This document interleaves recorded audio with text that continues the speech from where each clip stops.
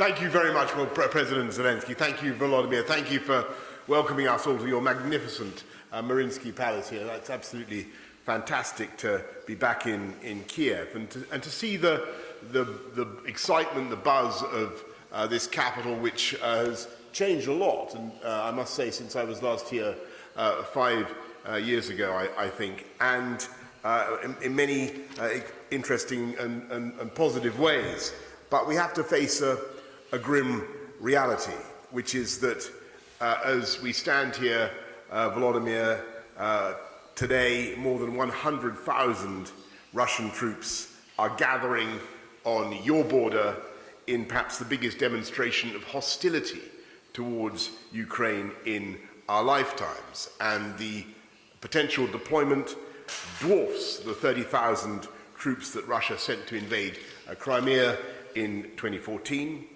Since that time, of course, as everybody knows, 13,000 Ukrainians have been killed, and Ukraine has been plunged into nearly a decade of war. It goes without saying that a further Russian invasion of Ukraine would be a political disaster, a humanitarian disaster. In my view, it would also be, for Russia, for the world, a military disaster as well.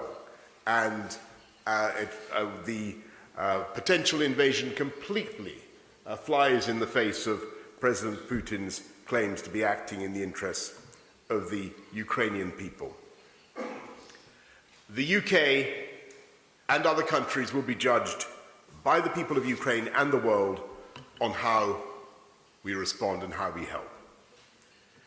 Since 2015, the UK has trained over 22,000 Ukrainian military personnel and provided £2.2 million worth of non-lethal military equipment to Ukraine.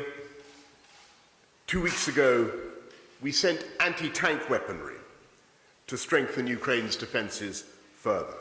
And today, I've announced a further £88 million of UK funding to support good governance and energy independence in Ukraine.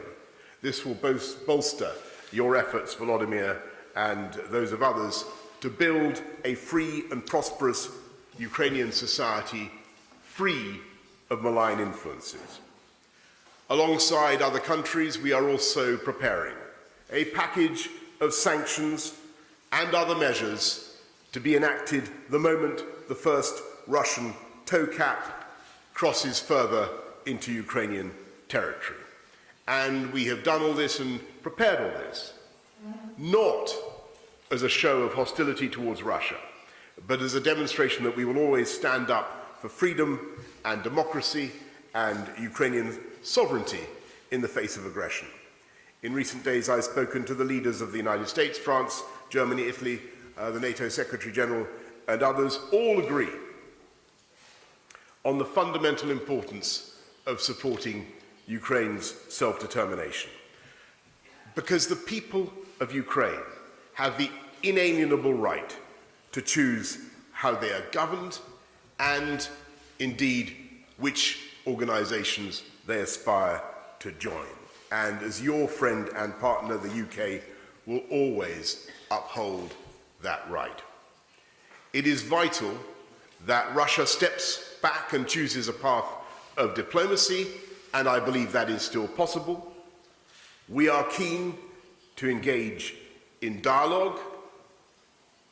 Of course we are, but we have the sanctions ready, we're providing military support, and we will also intensify our economic cooperation, because we are a firm and enduring ally of Ukraine and a supporter of Ukraine's territorial sovereignty and integrity. Thank you all very much. Дякую, шановні колеги.